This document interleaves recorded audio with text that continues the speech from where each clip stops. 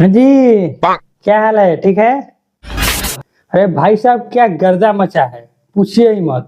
Cinema hall में तो गमछा गमछा उड़ रहा है। जब फिल्म देखने पब्लिक गई, वो तो कुछ और ही मूड में थी। आ गया एक गाना सामने।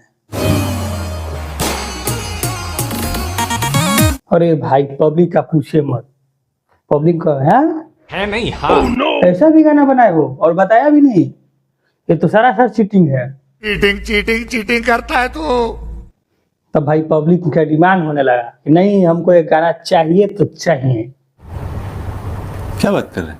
पब्लिक के डिमांड पर सूर म्यूजिक ने गाना को छोड़ दिया। आज सुबह सुबह 6 बजे गाना आ गया। और गाना पूछिए मत भाई, देख कर लग नहीं रहा है ना कि ये फिल्म का गाना है। लग रहा है जैसे एल्बम का गाना है। इतना सुपर डुपर बनाया गया है, कहिए मत।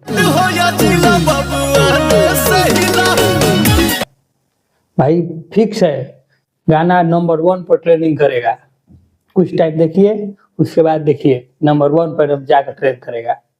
ये है पवन सिंह का जलवा। क्या बात कर रहे हैं? भाई जो पवन सिंह मुंड में आते हैं ना, इसी का ना चलता है, सब लोग पीछे खिसक जाते हैं।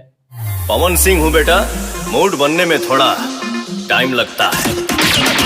और यही होने वाला है। आप देखिएगा कि ट्रेनिंग का 1 नंबर खाली करके सब लोग नीचे वो खिसक जाएंगे। और 1 नंबर पे बबुआने से हिली।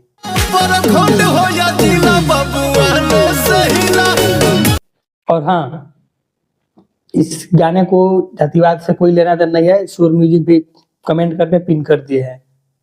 बस ये फिल्म के डिमांड पर बनाया गया है। तो बहुत सारे लोग ये बोलेंगे कि जाति वाला गाना है, जातिवाद पे है। ऐसे वैसे फिल्म का गाना है, न कि एल्बम का। ठीक, एल्बम का होता तो पर्सनली आप सोच सकते थे हाँ, जातिवाद के लिए ही बनाया गया है।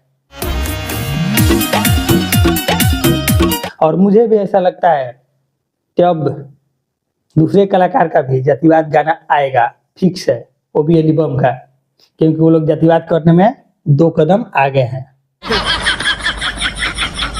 तो आएगा ही आएगा। अब आगे देखिए होता है क्या।